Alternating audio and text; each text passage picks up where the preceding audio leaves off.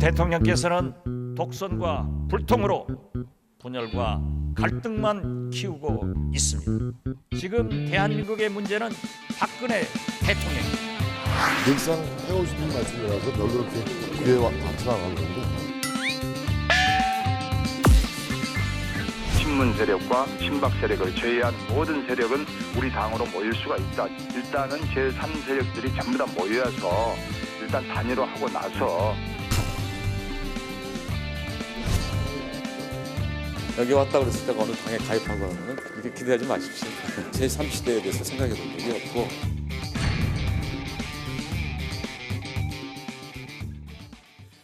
네, 국정 운영의 가장 큰 문제는 경제다. 이게 아니고 경제가 아니고 지금 국정 운영의 가장 큰 문제는 대통령이다. 이렇게 돌직구를 알리셨습니다. 어떤 자리에서든 할 말은 하시는 분입니다. 국민의당을 지금 현재 최선두에서 이끌고 계시는 지금 뭐 국회 전체를 이끌고 있다는 느낌이 드는데요. 네, 박지원 비대위원장 모시겠습니다. 어서 오십시오. 안녕하세요. 홍준표 도지사가 또 우리 박지원 대표를 또 끌고 갔어요. 그죠? 정계 은퇴하라고 한다면은 이거 박지원 비대위원장은 10번 정계 은퇴했을 거다 뭐 이런 얘기를 했죠. 급하니까 했겠죠. 그런데 홍준표 지사가 재밌는 얘기를 했더라고요. 네. 저승에 가서 성완종 회장한테 물어보고 오겠다. 나한테 돈 줬냐고? 정계 은퇴하기 전에 혹시 저승 가는 것 아니에요?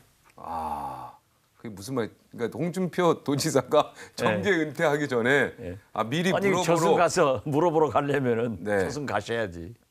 꿈속에서 이렇게 물어볼 수도 있고 꿈속에서 잠깐 이렇게 글쎄요. 천국 지옥을 아니, 갔다 오신 분들이 있잖아요. 예. 뭐 1심이니까 네. 2심 대법원 선고도 있는데 검사 출신이 좀 트럼프 같은 발언, 두테르테 필리핀 대통령 같은 사람 같아요. 네, 오늘 무척 굉장히 좀 긴장하시고 실망하신 것 같아요. 그렇죠. 선배로서 어떤 이야기를 좀 해주고 싶습니까? 저도 네. 정치인으로서 가장 많이 재판 받아보고 검찰에 잡혀가 본 사람인데 네. 진실은 밝혀집니다. 진실은 밝혀진다. 그런데 홍준표 지사의 그 여러 가지 또 윤승모 네, 잘 알죠. 네, 잘 우리 아시잖아요. 같이 동아일보 기자 그렇죠. 출신했던. 그런데 좀 구체적 진술도 있긴 한데 네. 어떻게 됐든 검찰 법조인 출신이고 네. 현직 지사이면 고등법원 또 대법원도 있기 때문에 잘 되리라고 저는 보고 뭐 잘 돼야 된다고 그렇게 생각합니다. 홍준표 도지사님 뭐 걱정하지 마시렵니다. 진실은 반드시 밝혀지고요. 잘 되리라고 생각한다는 우리 박지원 비대위원장의 굉장히 아주 조언이었습니다. 저승은 가지 말라고. 저승은 절대 저승 얘기는 하지 마시고 그렇죠. 그런 얘기는 하지 마셨으면 나 좋겠어요. 끔찍했어요. 갑자기요. 소름 끼치죠. 요즘 뭐 그런 경우가 너무 많으니까. 하일성 씨가 자살했어요. 하일성 씨 아시잖아요. 잘 알죠. 저도 잘 아는데 이분 절대 이러실 분이 아닌데 참 너무 안타깝습니다. 글쎄 그 언론에서 너무 그 좀 보도하는 것 같아요. 그러면은 자꾸 그런 충동을 느끼거든요, 사람마다. 그래서 좀 좋은 방향으로 언론이 역할도 해줬으면 좋겠다. 그래서 어떤 경우에도 우리 홍준표 지사도 저승에 가서 성완종 회장한테 물어보고 오겠다. 그건 안 된다. 이런 얘기는 하지 말아야 돼요. 잘 될 겁니다. 네, 잘 될 거다고. 파이팅 홍준표. 우리 대표님도 막 정말 억울하고 어려울 때 많았잖아요, 과거에. 정말 그렇죠. 막 대북 송금 막 이익치 막 그 뭐 말도 안 되는 그런. 대법원에 다 무죄 판결 나고 했지만 그럴 때 막 나도 진짜 죽고 싶다 이런 생각 하셨. 물론 뭐 잠깐이나마. 수십자 그런 게 있죠. 네. 그렇지만은 그런 것은 극복해야 되고 네. 또 자기가 사실이 아니면 반드시 밝혀지더라고요. 지금 20대 국회는 박지원 국회다 뭐 이런 이야기가 있어요, 기자들 사이에서. 뭐 어느 당 대표보다도 박지원 대표 쫓아가서 이거 한마디 쓰는 게 지금 굉장히 더 중요한, 어떻게 보면 3당 대표가 좀 거의 1당 대표 같다는 느낌이 제가 언론에서 딱 느껴지는데. 그렇게 과잉 평가를 하면은 제가 괴롭습니다. 네. 그래서 우리 국민의당 의원들이 잘하고 계신다. 저는 그렇게 생각하고 네. 우리 당원들도 열심히 합니다. 네. 지난번에 누구죠? 그 강진인가요? 그분하고 한바탕 하셨지 않습니까? 혼자 다 해 뭐 어쩌저쩌 그분 이름 황 뭐였는데 황종. 예, 한바탕에 너 나가 그랬잖아요. 한번 그 이야기 좀 해주세요. 그거. 아니 뭐 진짜 화나서 그러신 거예요? 아니면은 그냥 야 너 나가 이렇게 그냥 한번 해보신 거예요, 그냥? 또 일부러 한번 할 때도 있어요. 한번. 그래야 또 기각을 선배로서. 잡을 수도 있고 아, 선배니까 네, 또 자기도 미안하게 생각하고 네. 나도 불러서 미안하다. 그래서 하셨습니까? 요즘은 더 가깝습니다. 아, 예. 이렇게 소주 한 잔 하셔서. 예. 아, 아, 알겠습니다. 소주는 안 했지만은 네, 미안하다 서로. 선배님 죄송합니다. 뭐 이렇게 하고 서로. 네. 또 제가 못할 말을 했어요. 그래서 미안하다. 네. 화나면 무슨 말을 못 하겠냐. 네. 그랬더니 자기도 형님 미안합니다. 이렇게 풀어가는 거죠. 예, 그럴 수 있죠, 뭐 정치인들 사이. 우리 일은 박근혜 대통령처럼 딱 한 번 찍이면 네. 안 놔주는 그런 성격은 아닌 것 같아요. 아, 뭔가 부탁하러 오고 막 이러면 이제 마음이 약해가지고 또 그죠? 마음을 여시지 아, 않습니까? 요즘 부탁 받으면 큰일 나니까 아, 모든 청탁은 9월 28일 이전에 다 해야 됩니까? 식사 술사 날라가면 9월 28일 이전에 해라 네. 그렇게 하는데 지금 이미 잡혀 있으니까 네. 이제 못 합니다. 김영란법을 개인적으로는 솔직히 어떻게 생각하십니까? 저는 해야 된다고 주장을 해요. 개인적으로요? 예. 아, 언제까지 우리가 네. 이렇게 어두운 세상을 살아야겠어요. 그래서 투명한 한국을 만드는 것이 비약의 계기가 된다. 이렇게 생각을 했고 네. 저는 비록 축산 농가나 어촌, 농어촌. 예, 네. 굉장히 어렵겠죠. 네. 그렇지만은 그러한 부분에 대해서는 다른 방향으로 길을 터주고 이 접대 문화나 이런 것은 이제 끝내야 될 때가 됐다 이렇게 당연히 저 생각했습니다. 때문에는 끝나야죠. 근데 이제 내수 시장이 살아야 되고 DJ도 김대중 대통령 살아계실 때 내수를 굉장히 내수 진작에 대해서 제가 알기로 강조 엄청 하시지 않았습니까? 그렇죠. 난 내수가 굉장한 좀 타격을 받을 것 같아서 그게 사실 우리나라 경제 걱정이 되는데 아마 6시 이후에는 안 불 돌아다니. 꺼진 대한민국이 될 겁니다. 그러니까요. 제가 그 IMF 때도 네. 청와대 비서실장 하면서 지금은 토일 네. 주 5일 근무제가 일상화됐고 다 지키지만 네. 당시만 하더라도 주 6일. 청와대 출입하셨잖아요. 같이 계셨죠. 그때 이제 네. 토요 휴무제라는 것으로부터 네. 시작됐죠. 그래서 제가 대통령님께 강력하게 건의드린 게 네. 소득의 분배, 네. 소비 경제의 진작, 도농의 격차 해소를 위해서 국민이 돈을 많이 쓰게 만들어야 됩니다. 네. 그래서 그걸 했거든요. 그래야죠. 예. 그렇지만은 지금은 제가 아니다 해요. 한 가지 안 한 게 있어요. 뭡니까? 서머 타임. 아, 서머 타임을 하면 해야 됩니다. 네. 에너지 전략, 네네. 전기로 전략을 위해서도. 그런데 그때 서머 타임을 하려고 검토를 하는데 주로 식당업 또는 룸사롱 등 이런 데 주류업에서 하시는 분들이 만약에 서머타임제를 도입하면은 그러한 주류 네. 음식업이 완전히 폭탄을 받기 때문에 네. 소비 경제를 위해서도 이것만은 좀 하지 말아달라 네. 해서 그때 안 했습니다. 네. 안 했는데 지금 생각해 보면은 에너지 문제 이런 걸로 보면은 우리나라도 이제 네. 서머타임제를 해야 된다. 해야 된다라고 생각했는데 아무튼 굉장히 큰 충격이 올 겁니다. 네, 그죠. 김대중 대통령이 지금 살아계신다면 김영란법을 두고 뭐 하라고 하실까? 이거 하면 안 된다라고 할 것 같은데 제 생각은 아닙니까?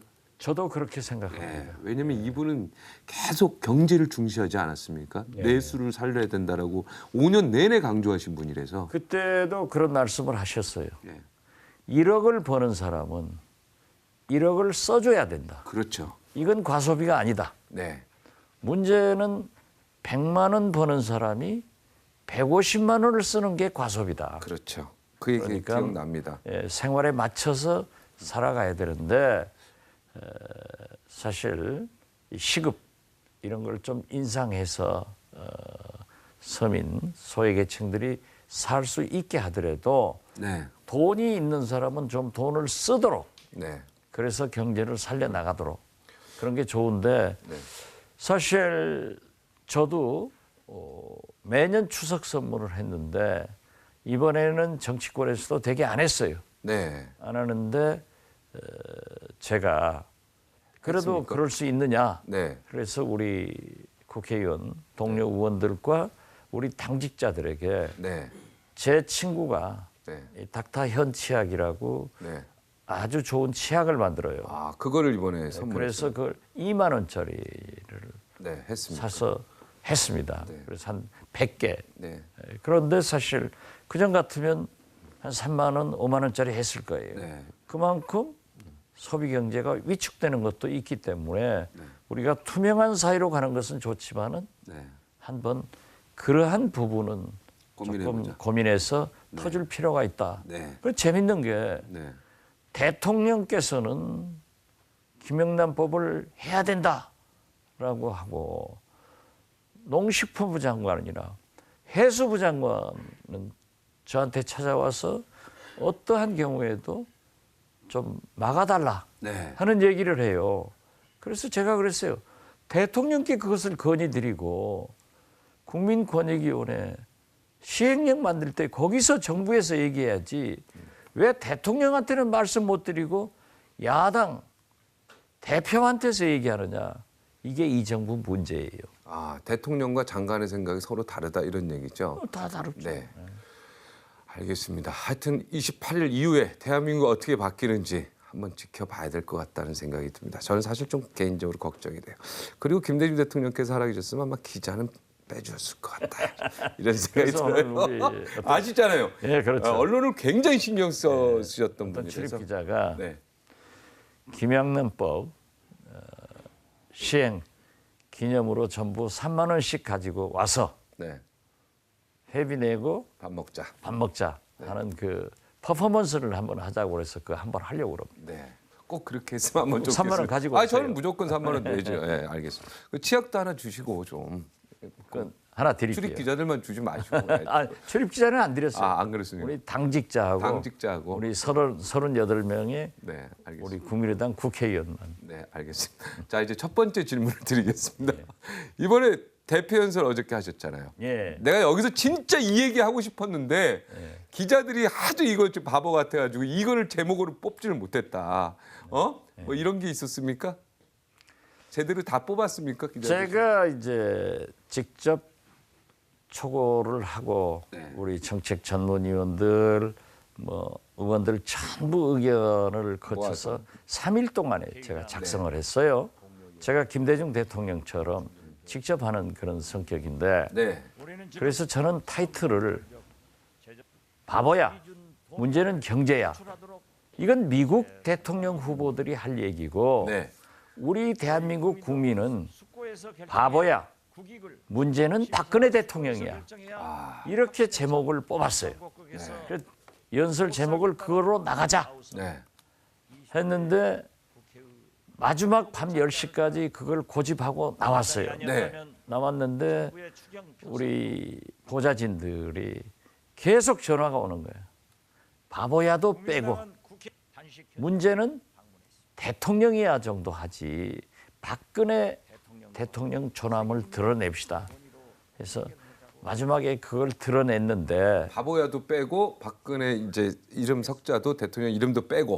네. 문제는 대통령이야. 대통령입니다. 네. 이렇게 존칭을 붙였는데요. 사실 우리 대한민국 국민 누구에게 물어봐도 문제는 박근혜 대통령입니다. 이분이 원체 강하게 권력을 장악하고 있고 국회도 예. 심지어 새누리당도 무시해버리잖아요. 혼자 결정하기 때문에 또 우리나라는 정치가 훨씬 모든 것을 지배한단 말이에요. 권력이. 그럼요. 그렇기 정치, 경제, 때문에 사회라고 저는 예. 박근혜 대통령만 정치가 바뀌면은 경제는 잘 풀려 나갈 것이다. 해서 그걸 포커스를 맞춰서 했습니다. 어떻게 바뀌어야 됩니까? 구체적으로 뭐가 문제입니까? 그냥 박근혜 대통령이 문제야 이게 아니고 뭐 우병우 수석이라든가 뭐 여러 가지 좀 문제가 있지 않습니까? 구체적으로 뭐가 제일 문제라고 보십니까? 우선 박근혜 대통령의 스타일이 바뀌셔야 됩니다. 스타일. 예. 뭔가 막 고집 부리고 뭐 불통하는 혼자 거. 결정하신단 말이에요. 예. 혼자 결정하는 스타일. 만기 칠남하신단 말이에요. 그리고 국회 국민의 의견을 듣는 데는 귀를 막아버린단 말이에요. 예. 눈을 봉해버리신단 말이에요. 예. 그래서 저는 그 박근혜 대통령이 스타일이 바뀌셔야만이 남은 1년 반을 성공할 수 있고 우리 국민도 행복해질 수 있다. 저는 그렇게 봅니다. 박근혜 대통령은 스스로 이건 난 소신이고 이 소신에 대한 확신이 있기 때문에 누가 뭐래도 이걸 지키겠다. 이런 생각에서 지금 하시는 거 아니겠습니까? 그러한 소신은 성직자나 네. 학자나 네. 시민단체 분들이 해야 됩니다. 아, 정치인은 그분들은 아니다. 가치관이 목표거든요. 네. 그런데 대통령은 당신의 생각이 중요한 게 아니라 국민의 생각을 받들어서 하는 겁니다. 네. 그 일례가 지금 우병우 민정수석에 대해서 네. 지금 검찰이 수사한다고 하지만은 네. 아무도 안 믿습니다. 이미 70~80% 국민은 특검으로 가야 된다. 네. 그리고 우병우 수석이 사퇴를 해야 된다. 제가 그 얘기했어요. 억울하더라도 사퇴를 해야 됩니다. 그렇게 해서 모든 누명이 벗겨진다고 하면은 차라리 법무장관을 시키라고 그랬어요. 아, 벗겨지면. 벗겨지면. 네. 저도 문화관광부 장관 하다가 한빛은행 사건에 전화 뭐 했다 뭐 이런 했다 게 있었죠. 예. 안 했다 했는데 제가 몇 번째 얘기합니다마는 제 조카가 했는데 동아일보에서 제 고향에 가서 족보를 찾아보니까 예. 내 친조카가 아니고 31촌 조카라고 보도를 했더라고요. 네. 31촌 조카가 했다.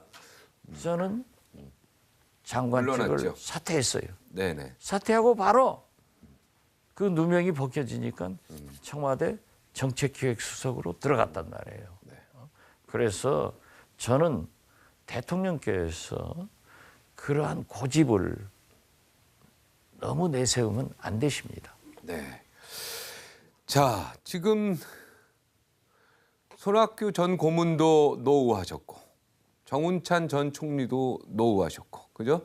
지금 제3당의 어떤 그 지금 굉장히 모셔오려고 했던 그 우리 대표님께서 여러 가지의 그 노력들이 조금 지금 빛을 발하고 있지 않을까, 않고 있나 이런 생각이 듭니다. 아직 물론 시간은 충분하지만요. 정운찬 전 총리는 얘기하지 않기로 했으니까 네. 만났다 안 만났다를 저는 여기서 말씀하지 않습니다. 아, 얘기하지 않기로 했으니까. 저기 만났는데 뭐 화면에 나오는데 벌써. 아, 저건 이제 알았습니다. 무슨 말인지 알겠습니다. 둘이 은밀하게 예, 은밀하게 만났기 때문에 만나지 했다 안 했다를 안 하기로 했다. 손학규 대표는 수차례 만났지만은 그분들이 거듭 말씀드리지만 국회의원 한 번 하려고 무슨 당대표 하려고 하는 분들이 아니에요. 대통령 하려고 자기의 하시죠? 큰 뜻을 국가를 위해서 한번 펼쳐보겠다라고 네. 생각하고 계시는 분들이기 때문에 지금 당장 결정하기는 어려울 거예요. 네. 그렇지만 내가 누차 설명을 했지만은 새누리당으로는 못 갈 거 아니에요. 갈 수도 있죠. 저는 그렇게는 네, 보지 그러니까 물론 않습니다. 갈 확률은 없죠. 예.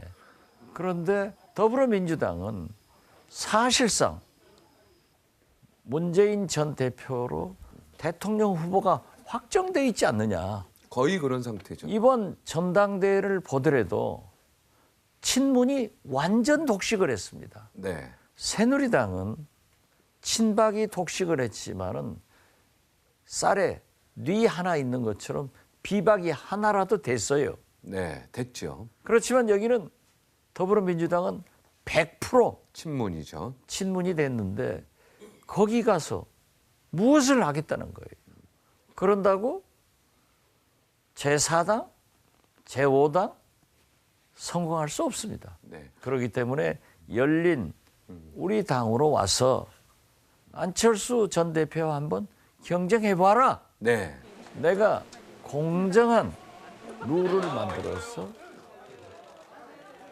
운동장에 뛰게 해주겠다라고 했는데 저는 그분들이 그렇게 쉽게 네. 움직이지는 않지만은 네. 그러나 우리가 할 노력은 할 필요가 있다.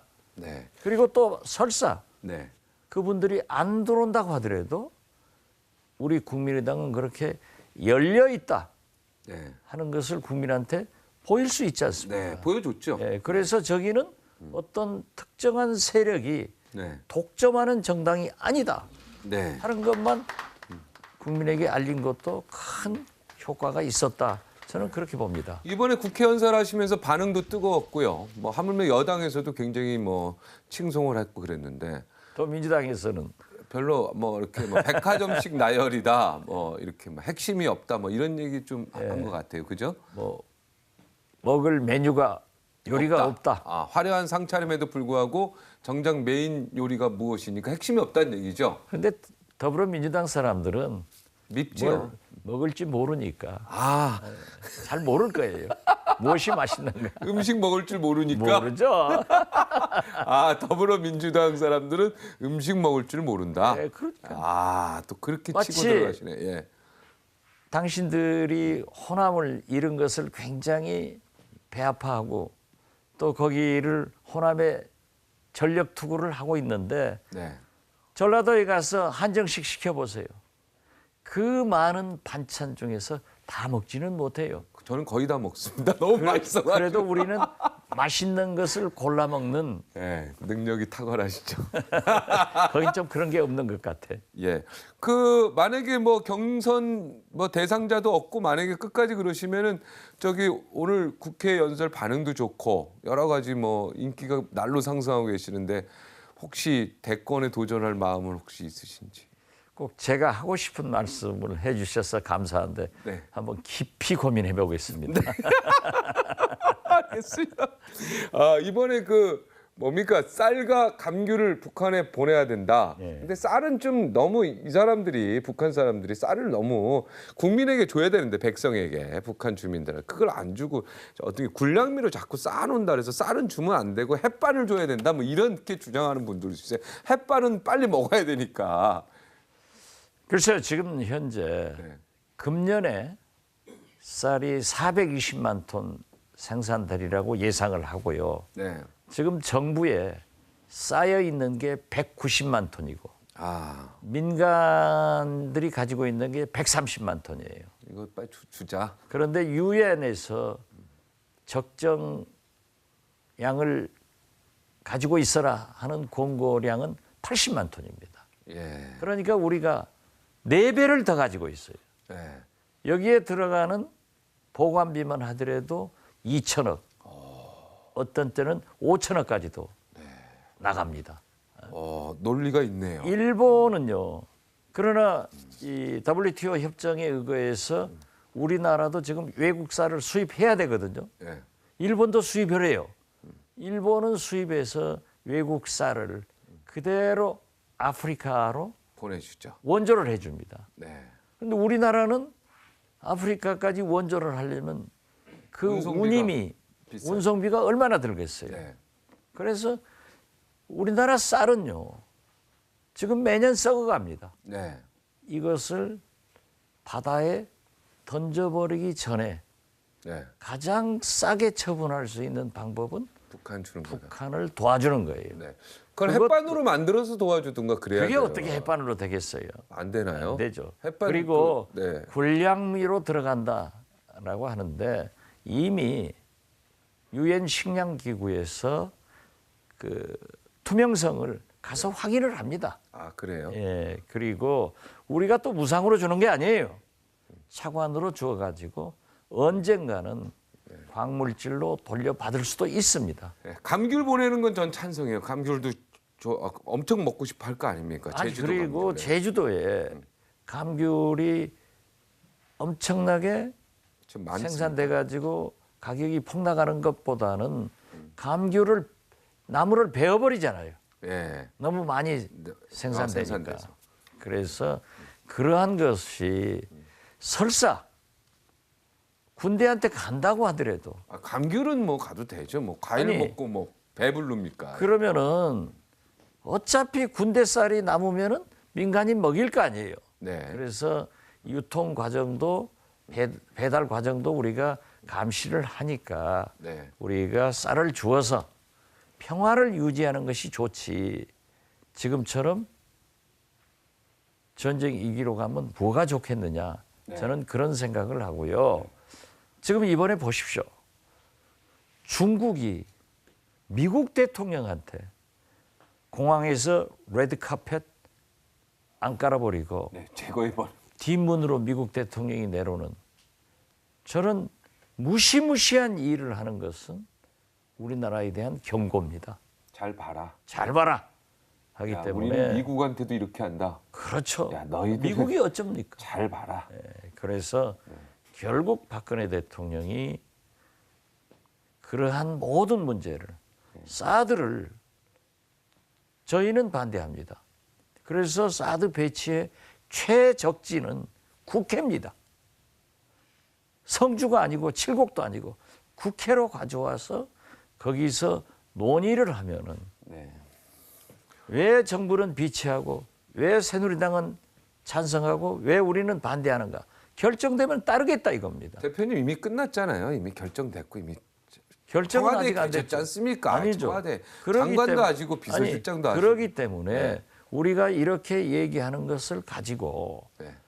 정부 대통령께서는 미국과 중국과 외교적으로 잘 활용해라 이겁니다. 네, 그 얘기는 좋습니다. 외교적으로 활용해라. 자, 이정현 대표 아주 뭐 고향 후배로서는 굉장히 예쁘죠. 어떻습니까? 막 이렇게 액션도 이렇게 하고 뭐 이렇게. 제가 원래 친하니까요. 아, 원래 친하셨죠. 예.